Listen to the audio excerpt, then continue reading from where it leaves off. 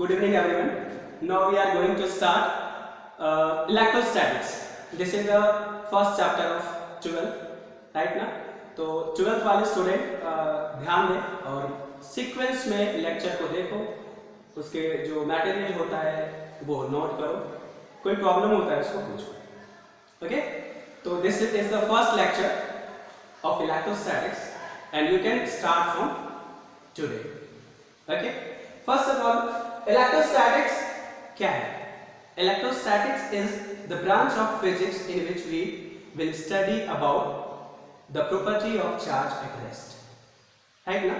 Electro means electric charge and statics means rest. Right ना?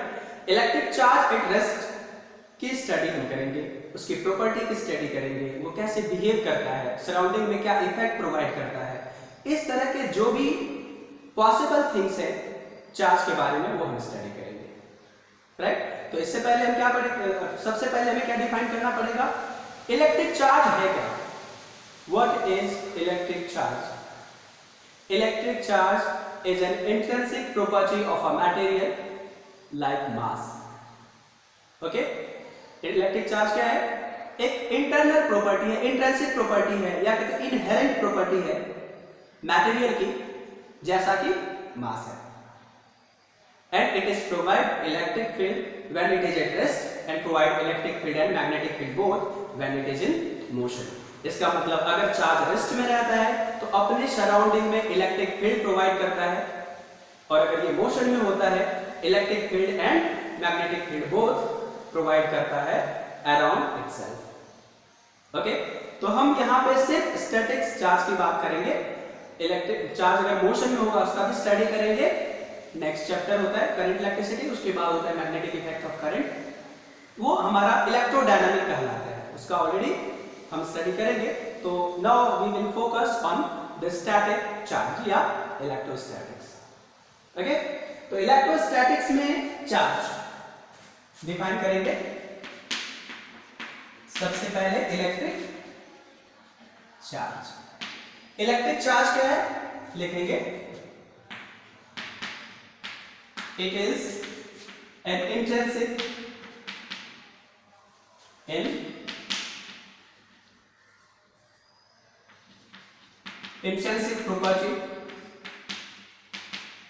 property of material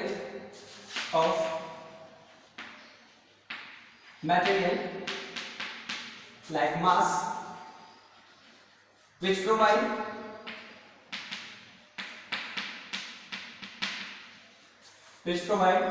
electric field when it is at rest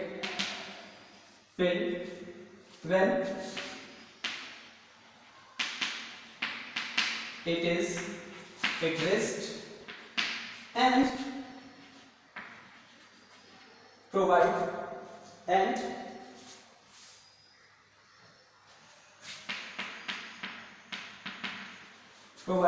electric and magnetic field both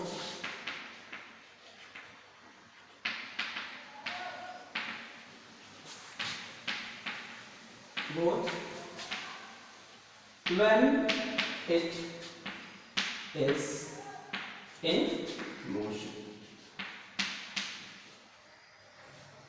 क्या मतलब हुआ? It is an intrinsic property of a material, किसी भी material का ये intrinsic property है, like mass की तरह है, which provide electric field when it is at rest and provide electric field and magnetic field both when it is in motion. Okay? तो electric field and magnetic field both provide करता है. ये intrinsic property है मास की तरह. इसका मतलब हम ये कह सकते हैं कि इलेक्ट्रिक चार्ज जो है मास की तरह प्रॉपर्टी है, ये हर मटेरियल में एग्जिस्ट करता है. इट मींस हम क्या कह सकते हैं? Atom material is made up from atoms और molecules. Molecules are made up from atoms and atoms are made up from electron, proton and neutron. These three basic fundamental particle. Okay? जिससे क्या होता है? एटम बनता है। Okay, तो this electron and proton are basic fundamental charge particle in which electron carrying negative charge and proton carrying equally positive charge. Okay, तो ये electron और प्रोटॉन से एटम्स बनता है, एटम से मॉलिक्यूल बनता है और मॉलिक्यूल से मटेरियल बनता है। हमने इसको क्या लिखा? मटेरियल का चार्ज प्रॉपर्टी है, intrinsic property of material, right ना? मटेरियल की प्रॉपर्टी है चार्ज। इट मींस कोई भी एटम, मॉलिक्यूल, मटेरियल बिना इलेक्ट्रॉन, प्रोटॉन, न्यूट्रॉन्स का नहीं बन सकता है। इसका मतलब कोई भी मटेरियल बिना चार्ज का एग्जिस्ट नहीं कर सकता है। It means in this universe every material or everything should have mass and also should have charge, right? Because electron proton होगा ही होगा। अगर इलेक्ट्रॉन प्रोटॉन होगा तो चार्ज का भी accumulation होगा, because electron and proton is a particle, it also consists of mass, so mass भी होगा। It means the material which containing charge also having mass, and the material and the object having mass also having charge। जहां charge है वहां मास भी होगा, जहां मास है वहां चार्ज भी होगा, right? Charge without mass is not possible and mass without charge is not possible. Okay, तो चार्ज को हम समझ लिया। तो चार्ज की बेसिक फंडामेंटल पार्टिकल क्या है? इलेक्ट्रॉन और प्रोटॉन, जिसमें इलेक्ट्रॉन पे नेगेटिवली चार्ज होता है, प्रोटॉन पे पॉजिटिवली चार्ज होता है। ओके, नेगेटिव चार्ज का मतलब ये नहीं होता कि इलेक्ट्रॉन पे चार्ज कम है और प्रोटॉन पे चार्ज ज्यादा है, ऐसा नहीं है। Both having exactly equal amount of charge, but their nature are opposite या different. This is because it is just assignment. एक को पॉजिटिव कह दिया तो दूसरे को नेगेटिव कह दिया, राइट ना? एक को पॉजिटिव बता दिया इसीलिए दूसरे को नेगेटिव बता दिया। जैसे कि ये पॉजिटिव एक्स एक्सिस है, कि नेगेटिव एक्स एक्सिस है, इसी तरह से पॉजिटिव चार्ज और नेगेटिव चार्ज को असाइन किया गया है। ओके, नेगेटिव चार्ज का मतलब ये नहीं है कि कम चार्ज है। Having same magnitude in electron as well as in proton, they are different nature. This is because proton having a positive charge and electron having a negative charge. Okay, इसको define करना चाहेंगे हम, ठीक है? Charge यहां पे लिखेंगे, charge may be of charge may be of two types।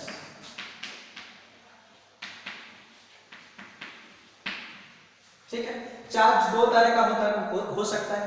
कौन कौन? Positive charge,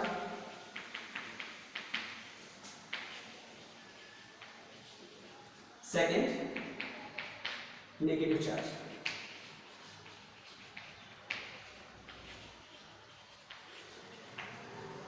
Positive and negative charge is present due to presence of proton and electron. Due to presence of extra proton, there will be positive charge. Due to presence of extra electron, there will be negative charge. Actually, कहीं भी अगर charge है positive या negative, इसका मतलब क्या है? Positive charge अगर है तो इसका मतलब एक्स्ट्रा नंबर ऑफ प्रोटॉन वहां पे है, इलेक्ट्रॉन का नंबर कम है। अगर कहीं पे नेगेटिव चार्ज है, what it means? Their presence of number of electron is greater and number of proton is smaller, right? Nothing in this universe is without charge. हर किसी चीज में चार्ज होता है। तो फिर न्यूट्रल की बात कहाँ आती है? हम कहते हैं कि एटम न्यूट्रल है। न्यूट्रल doesn't mean कि there is no any charge. There will be charge. There will be electron and proton, but equal amount of negative charge and equal amount of positive charge. It means number of electrons and number of protons are equal in the atoms. They accumulate to get zero charge, and that body is called, that atom is called neutral atom. Okay? Neutral का मतलब equal number of electron and equal number of proton. Okay, अगर एक electron और एक proton को combine कर देंगे तो न्यूट्रल हो जाएगा। चार्ज है, फिर उसमें से एक इलेक्ट्रॉन निकाल देंगे तो ये प्रोटॉन हो जाएगा, एक इलेक्ट्रॉन निकल गया, राइट ना? तो इसको हम क्या कहेंगे, चार्ज न्यूट्रल अगर है तो चार्ज नहीं है, नहीं, चार्ज न्यूट्रल है, दोनों एक दूसरे को कैंसिल कर दिया है। ओके, तो positive charge and negative charge.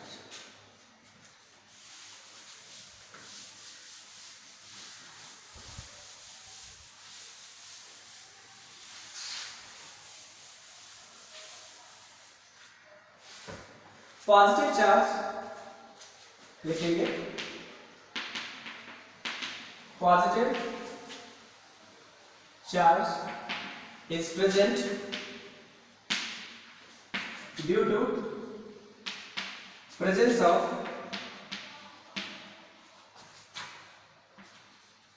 of extra number of proton and negative charge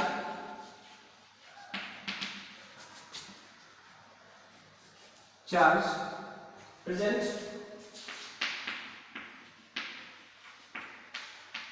on any object due to presence of extra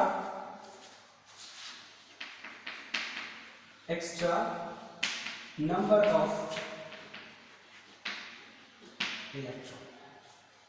इसका मतलब किसी भी ऑब्जेक्ट पर, किसी भी एटम पर, किसी भी मटेरियल पर नेगेटिव चार्ज का presence due to presence of extra number of electron and positive charge is present due to presence of extra number of electron. Extra मतलब क्या है, नेगेटिव से इलेक्ट्रॉन से ज्यादा प्रोटॉन में पॉजिटिव और प्रोटॉन से ज्यादा नंबर ऑफ इलेक्ट्रॉन अगर प्रेजेंट है तो नेगेटिव चार्ज कंटेन करेगा कोई भी बॉडी। अगर ये न्यूट्रल है, कोई न्यूट्रल है तो equal amount of number of electron, equal number of proton. अगर हमने एक इलेक्ट्रॉन निकाल दिया तो एक प्रोटॉन के बराबर चार्ज इस पे पॉजिटिव आ जाएगा। एक एक्स्ट्रा इलेक्ट्रॉन डाल दिया तो इस पे एक इलेक्ट्रॉन के बराबर नेगेटिव चार्ज आ जाएगा। एक्स्ट्रा इलेक्ट्रॉन मतलब एक इलेक्ट्रॉन ज्यादा हो जाएगा प्रोटॉन से। एक इलेक्ट्रॉन निकाल लिया मतलब if we draw one electron out from this object, then one proton is exceed than that of electron. Now one proton के बराबर यहाँ पे चार्ज हो जाएगा। ओके, यहाँ पे प्रेजेंट, तो यहाँ से क्या होगा, इलेक्ट्रॉन पे चार्ज कितना होता है, चार्ज ऑन इलेक्ट्रॉन।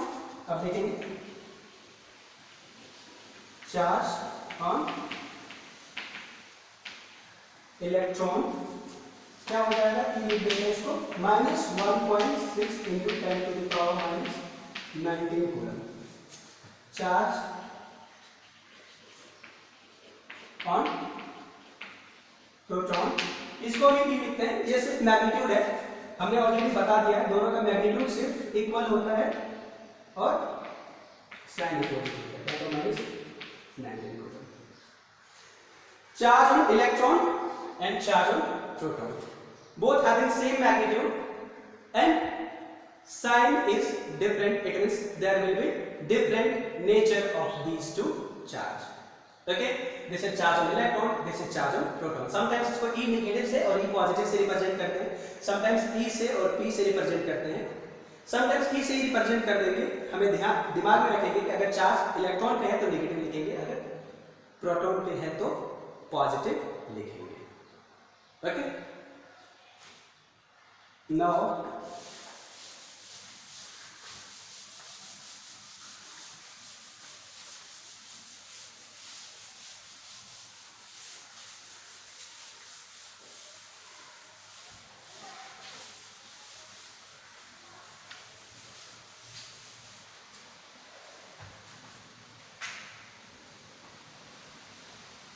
इसके बाद हम पढ़ेंगे प्रॉपर्टी ऑफ चार्ज। चार्ज करता क्या है, चार्ज बिहेव कैसे करता है, राइट ना। चार्ज एडिटिव है, चार्ज कंजर्व्ड है, चार्ज क्वांटाइज्ड है, राइट। तो प्रॉपर्टी में क्या है, जैसे कि मैंने कहा कि charge is an intrinsic property like mass, right. Mass भी एक इंट्रिंसिक प्रॉपर्टी है जो क्या करता है, एक दूसरे को अट्रैक्ट करता है, या यूं कह सकते हैं कि it provide gravitational field around it. जैसे ये मास है, इसके अराउंड में ग्रेविटेशनल फील्ड है। Earth is mass and providing gravitational field around it. Right? Similarly, charge is providing electric field around it. Gravitation दो मास एक दूसरे को अट्रैक्ट करता है, दो चार्ज भी एक दूसरे को फोर्स लगाता है, लेकिन सिर्फ अट्रैक्ट नहीं करता है। क्यों नहीं करता है? क्योंकि मास का दो टाइप का मास नहीं होता है, मास एक ही तरीका का होता है, mass only, they attract each other, it has nature to attract, right ना? Coulomb's law of gravitation we have studied already in 11th, right? तो अब चार्ज भी अट्रैक्ट, चार्ज फोर्स लगाता है, लेकिन चार्ज अट्रैक्ट भी करता है और रिपेल भी करता है अकॉर्डिंग टू देयर नेचर। तो नेचर क्या है? Similar charge repel each other, it means positive charge similar charge हुआ, repel each other, negative charge repel each other, because negative क्या है? सिमिलर है। Negative positive charge attract each other. तो यहां से ये प्रॉपर्टी मास से डिफरेंट हो जाता है। Similar charge repel each other, dissimilar charge attract each other, जबकि मास सिर्फ अट्रैक्ट कर सकता है, बट चार्ज अट्रैक्ट और रिपेल दोनों कर सकता है। ओके? जैसे दो इलेक्ट्रॉन रखते हैं, दोनों पे मास है, ठीक है? दोनों पे अगर मास है, मास ऑफ इलेक्ट्रॉन कितना होता है? मैं लिख देता हूं। मास ऑफ इलेक्ट्रॉन होता है, mass of electron is 9.1 into 10 to the power minus 31 kg. Mass of proton is 1.67 into 10 to the power minus 27 kg. Approximately इतना ही होता है मास ऑफ न्यूट्रॉन। कितना होता है? 1.67 into 10 to the power minus 27 kg. Electron पे भी मास होता है, प्रोटॉन पे भी मास होता है और न्यूट्रॉन पे भी मास होता है। हमने ग्रेविटेशन में पढ़ा दो इलेक्ट्रॉन या दो मास अट्रैक्ट करता है। जैसे ये भी एक इलेक्ट्रॉन है, ये भी एक इलेक्ट्रॉन है, ये दोनों एक दूसरे को क्या करेंगे? अट्रैक्ट करते हैं on the basis of gravitation, because electron having mass, two mass attract each other according to the law of gravitation. यहां पे अगर दो मास रखते हैं तो रिपेल करता है, तो ये अलग है। अब जिस फोर्स से रिपेल करता है, तभी हमें पता चला कि ग्रेविटेशनल के अलावा भी एक नेचर है जो चार्ज होता है, जो अट्रैक्ट करता है और रिपेल भी करता है। तो नेगेटिव चार्ज रिपेल करेगा और नेगेटिव पॉजिटिव चार्ज अट्रैक्ट करेगा, पॉजिटिव चार्ज अट्रैक्ट करेगा, राइट? तो यहां से ये हो गया charge on mass on electron, mass on proton, mass on neutron. Charge on electron, charge को क्यू से रिप्रेजेंट करते हैं, राइट? चार्ज को क्यू से रिप्रेजेंट करते हैं, चार्ज किससे रिप्रेजेंट करते हैं? क्यू। तो क्यू इलेक्ट्रॉन का क्या होता है? 1.6 into 10 to the power minus 19। मैं दोबारा लिख रहा हूं। क्यू प्रोटॉन पे कितना होता है? ये माइनस होता है, ये प्लस होता है 1.6 into 10 to the power minus 19 coulomb. और ये क्यू न्यूट्रॉन कितना होता है? 0। ये न्यूट्रल होता है। तो बेसिक फंडामेंटल चार्ज बात केलं electron and proton, right? Next देखेंगे चार्ज की यूनिट क्या होता है? Unit of charge is coulomb, represented by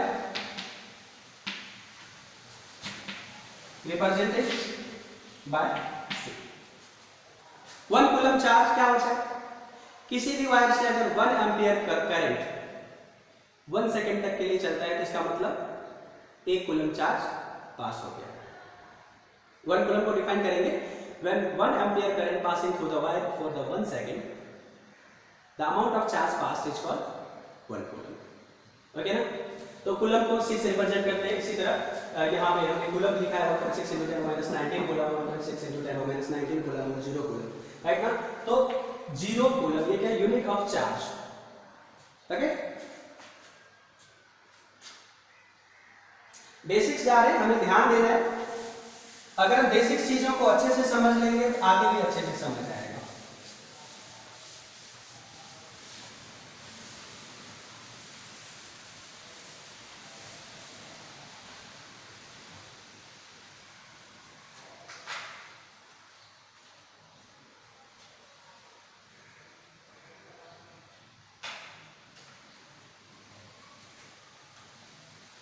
next हम पढ़ेंगे property of charge.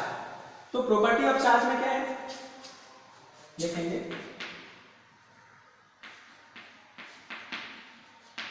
Property of charge.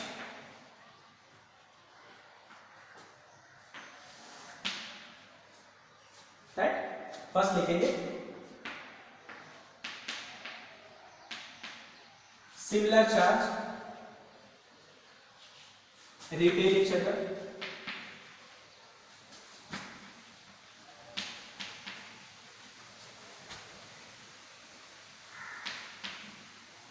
and dissimilar charge and opposite charge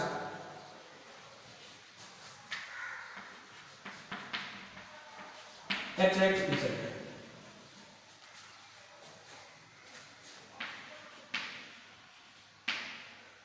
Right? Similar charge repel each other और dissimilar charge attract each other. इसका क्या मतलब हुआ, जैसे positive और positive charge है, ठीक है, सिमिलर चार्ज है, पॉजिटिव पॉजिटिव, कितना चार्ज उससे मतलब नहीं है, positive positive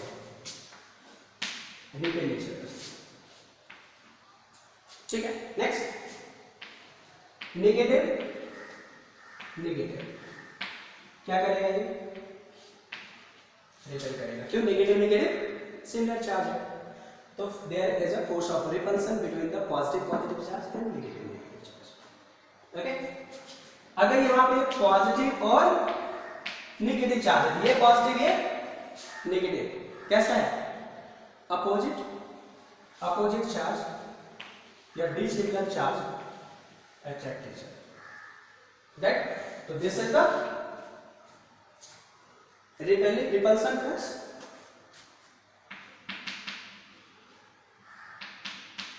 similar charge repel।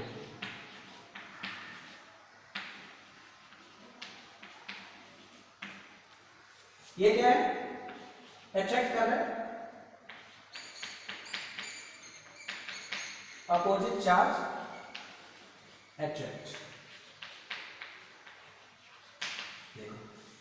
Similar charge repel कर रहा है, अपोजिट चार्ज अट्रैक्ट कर रहा है। अब अगर कोई पूछेगा, जैसे बच्चों का क्वेश्चन होता है, सर रिपेल क्यों कर रहा है, अट्रैक्ट क्यों नहीं कर रहा है, या अट्रैक्ट क्यों कर रहा है, रिपेल क्यों नहीं कर रहा है, पूछते हैं, ठीक है।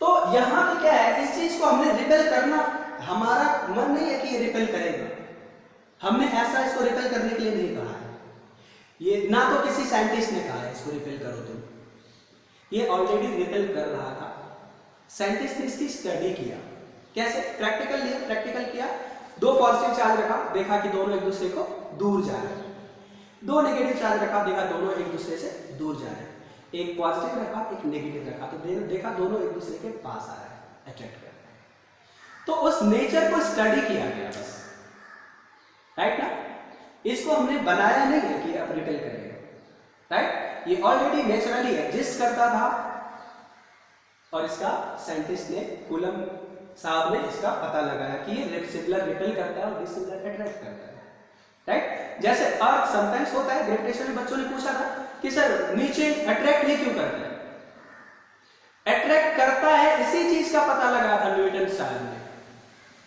Newton's law of gravitation, Newton ने यह बताया कि अट्रैक्ट करता है और कितने फोर्स से करता है, सिर्फ ये उसका पता लगाया था, उसको बताया था कि अट्रैक्ट करता है, इसीलिए कोई भी चीजें नीचे आती है, उसने भी ये नहीं बताया क्यों करता है, क्योंकि नेचर का काम है, नेचर में already this is the nature of the mass, क्या नेचर है उसका स्टडी किया इन साइंटिस्ट, राइट। ये डाउट क्लियर हो गया क्यों रिपेल करता है, repelling is it's nature, practically देखा गया कि रिपेल करता है, तो उन्होंने बताया कि रिपेल करता है, ये okay.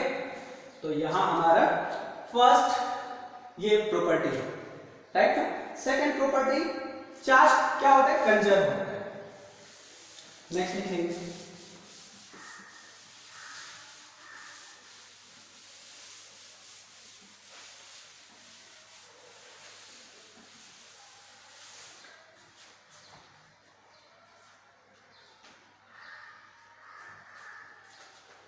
Electric charge is conserve.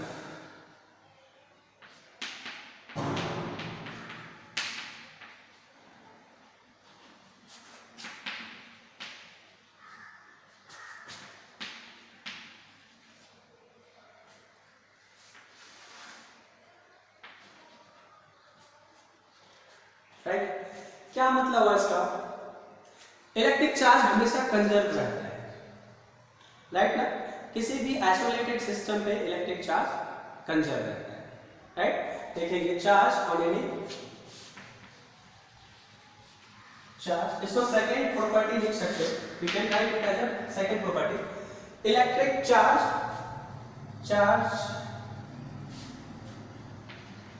on the isolated system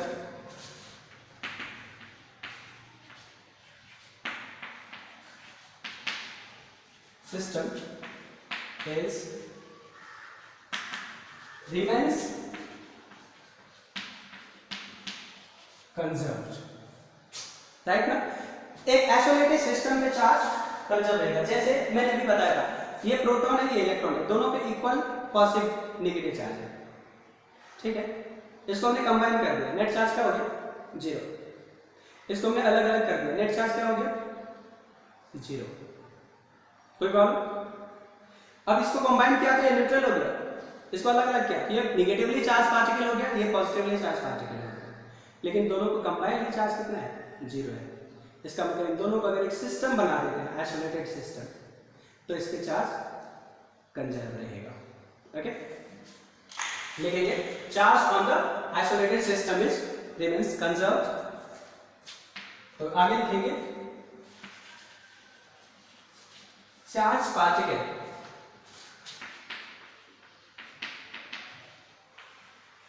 can be created or destroyed,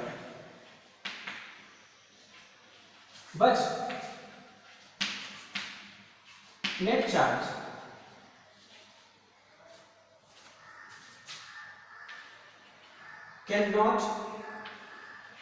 cannot be created or destroyed.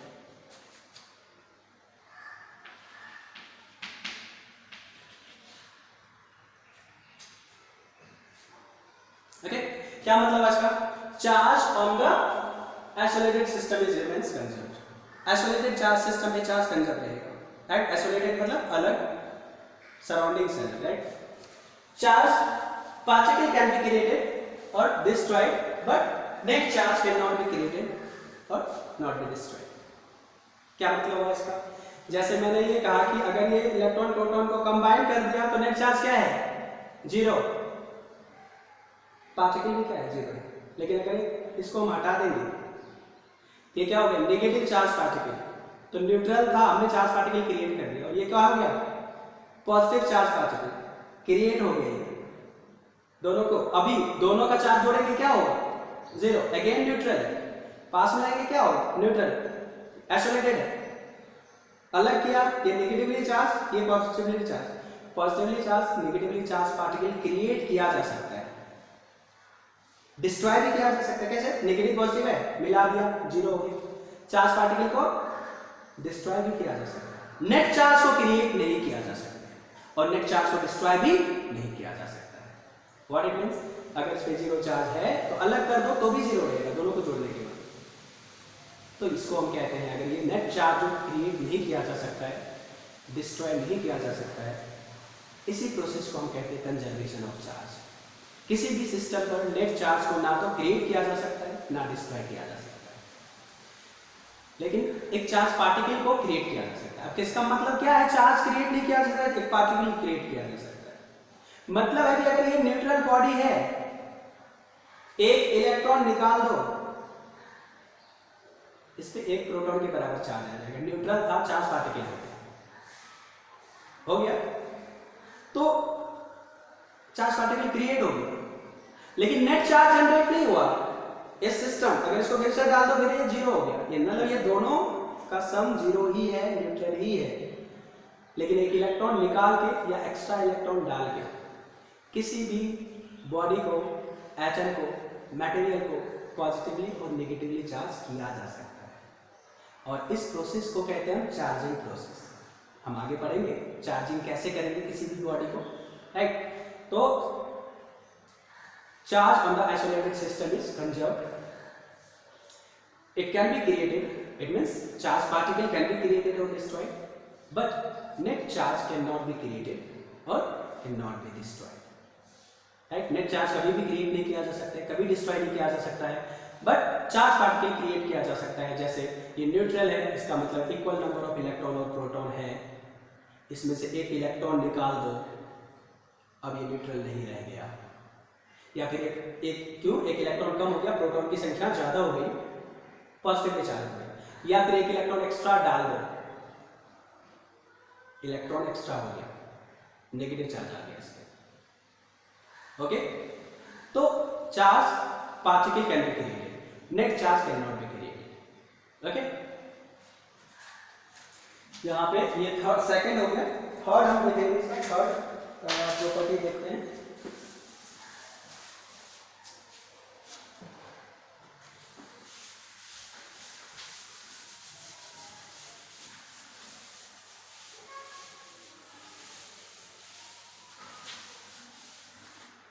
Third property है charge is quantized.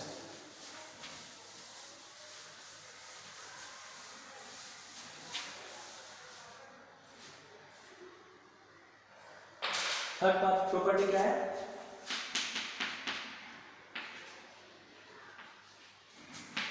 Charge is quantized.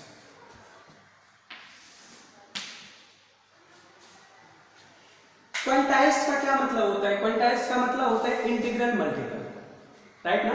जैसे हम कहेंगे कि कहीं भी अगर आदमी प्रेजेंट है, इंसान है कहीं, तो कितना हो सकता है?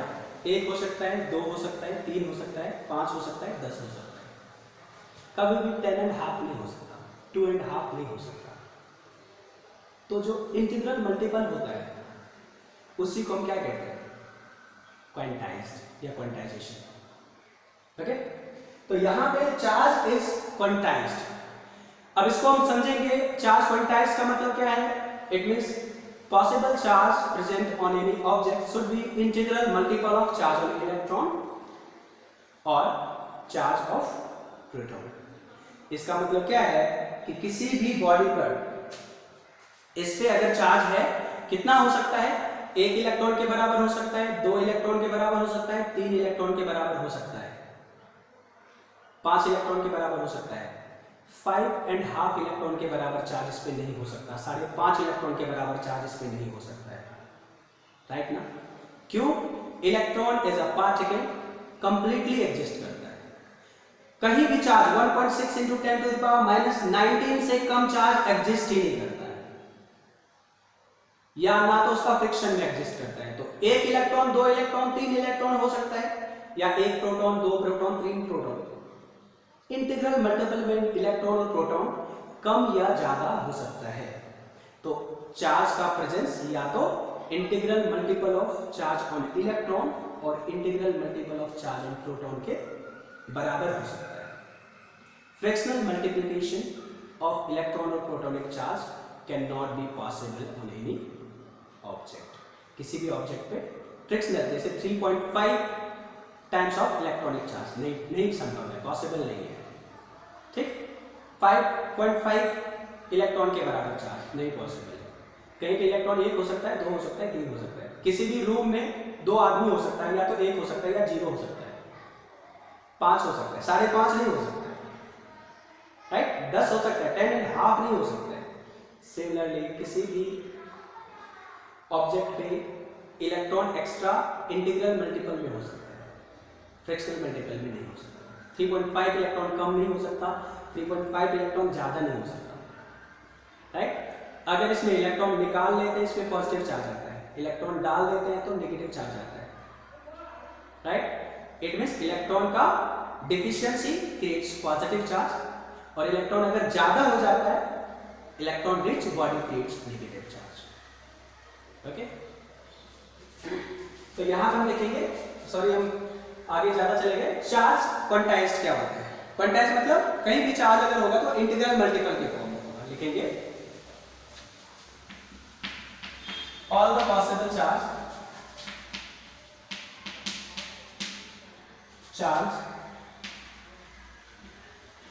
On any object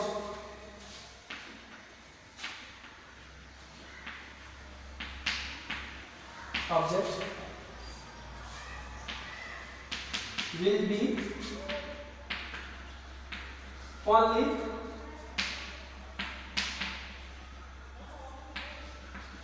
integral multiple of charge on proton,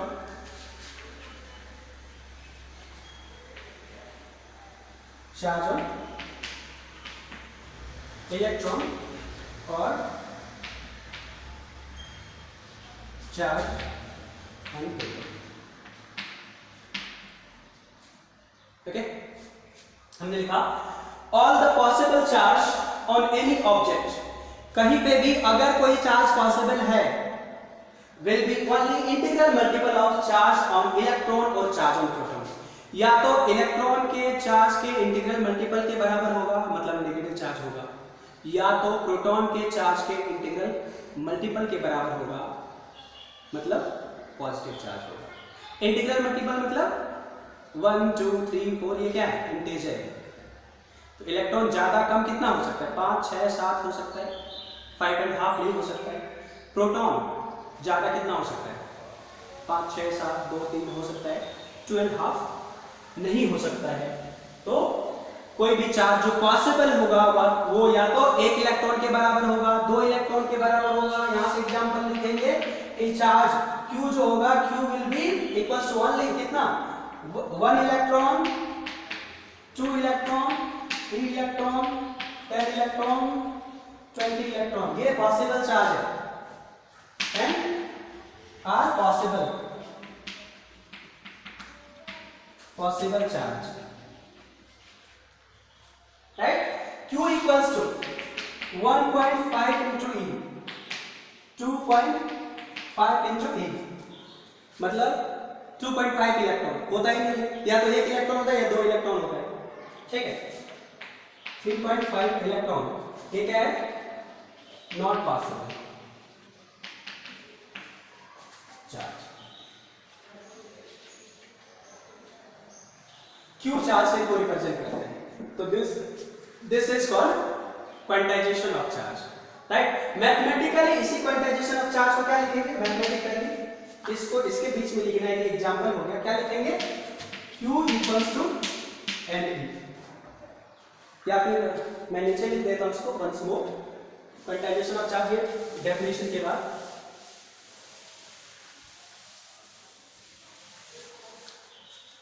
क्या हो जाएगा, quantisation of charge Q equals to NE, क्या हो जाएगा, plus minus Q। E charge electron पे भी हो सकता है और प्रोटॉन भी हो सकता है, राइट। तो N इक्वल्स टू क्या लिख देंगे, 1, मतलब चार्ज 0 भी हो सकता है, कोई भी एक्स्ट्रा इलेक्ट्रॉन भी नहीं है, प्रोटॉन भी नहीं है, तो N की value 0, charge net charge 0, body is neutral, क्या लिख सकते हैं, 0 1 2 3 4 और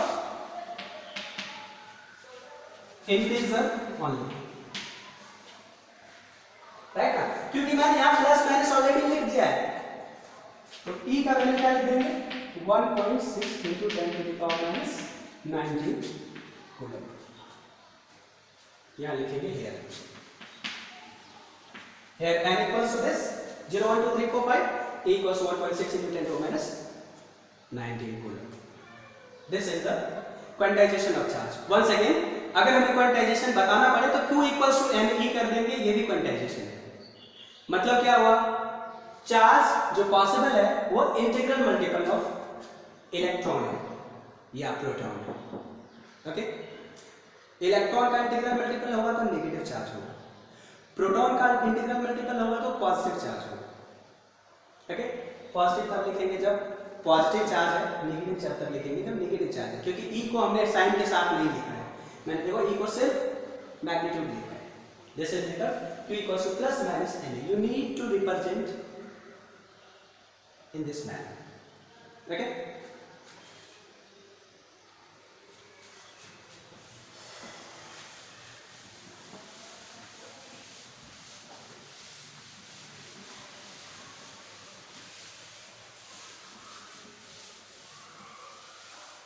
नेक्स्ट हम क्या कर सकते हैं, सिर्फ इसका एक एग्जांपल पढ़ लेते हैं, पॉसिबल चार्ज है या नहीं, ठीक है ना। हमने क्या लिखा क्वांटाइजेशन ऑफ चार्ज से, Q equals to M E, M equals to क्या हो जाएगा Q by E, Q by E should be integer for the possible value of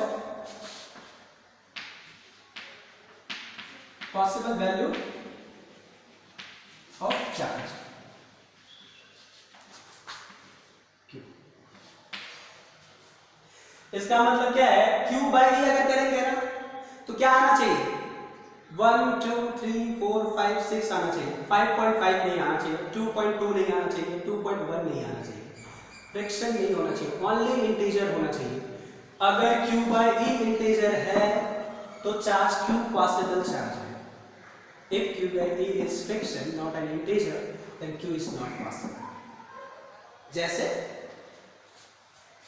ये एग्जाम करो कि ये चार्ज पॉसिबल है तो देखो हम कहेंगे 3.2 into 10 to the power 19 minus 19 Q equals to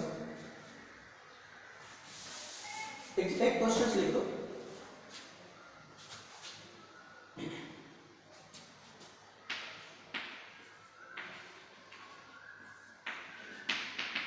Identify the following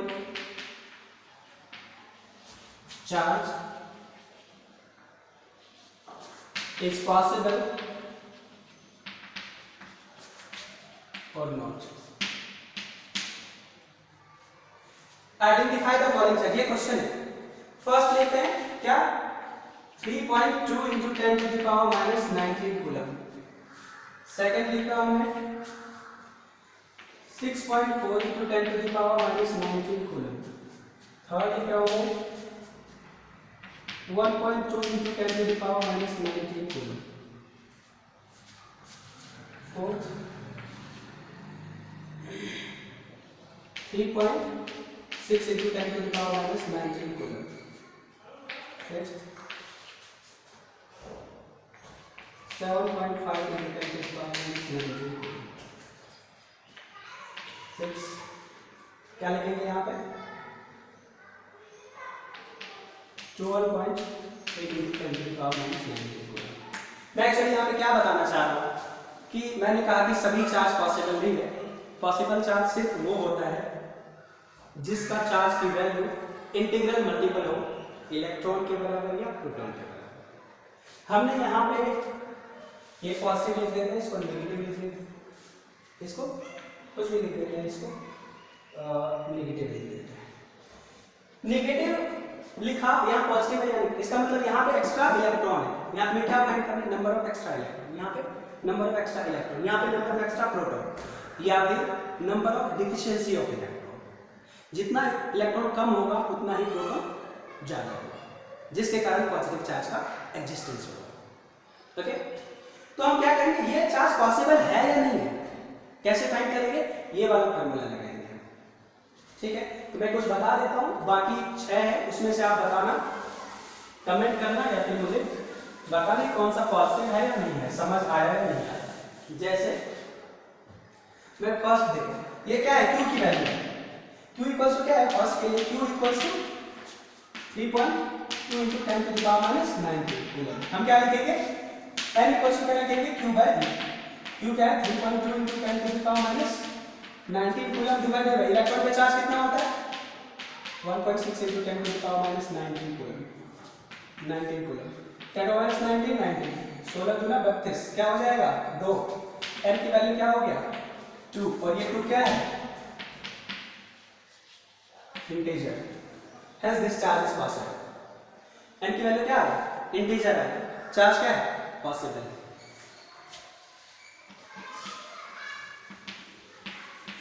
अब देखो इसी का 2 गुना ये है, इसका मतलब चार्ज इलेक्ट्रॉन के बराबर है यहाँ पे, तो ये भी पॉसिबल है। यहाँ पे देखते हैं सेकंड थर्ड देखते हैं, बाकी तुम लोग करके लाना, ठीक है। n इक्वल्स टू थर्ड में देखते हैं q बाई q की वैल्यू क्या है, q का वैल्यू है थर्ड में 1.2 into 10 to the power minus 19 coulomb. ठीक है, यहाँ से लिखेंगे n equals to q by तो q कितना है 1.2 into 10 to the power minus 19 divided by 1.6 into 10 to the power minus 19। Charge जो दिया हुआ है E जो हमें पता है चार्ज ऑन इलेक्ट्रॉन, ये दोनों क्या हो जाएगा, कैंसिल हो जाएगा, ये डेसिमल से डेसिमल कैंसिल हो जाएगा। 4 3 जा 12, 4 4 जा 16, कितना हो गया 3/4, और ये कितना हो गया पढ़े तो पहले 3/4 0.75 ही होगा ना, नॉट इन इंटीजर।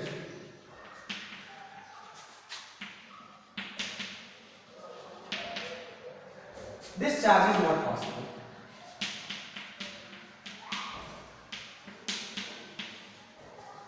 इधर दिख रहा है कि नहीं दिख रहा है मुझे नहीं पता, सिंपल देखेंगे यहाँ पे 3/4 है, 3/4 is not an integer, simply यही से देख सकते 3/4 is not an integer, this is because this charge is not possible, because n की वैल्यू कितना होना चाहिए, इंटीजर होना चाहिए। 3/4 electrons is not possible, 2 electron is possible, this charge is possible. बाकी ये क्वेश्चंस बताना कौन सा चार्ज पॉसिबल है और कौन सा चार्ज पॉसिबल नहीं है। नेक्स्ट हम कल पढ़ेंगे charging process, charging by conduction, charging by induction and charging by friction. Very interesting topic, इसको अच्छे से रिवीजन करके आना है सभी को, और तभी आपको मजा आएगा देखने में, समझने में भी श्योर मजा आएगा, एक बार रिवीजन करके। ओके एवरीवन, चलो थैंक यू।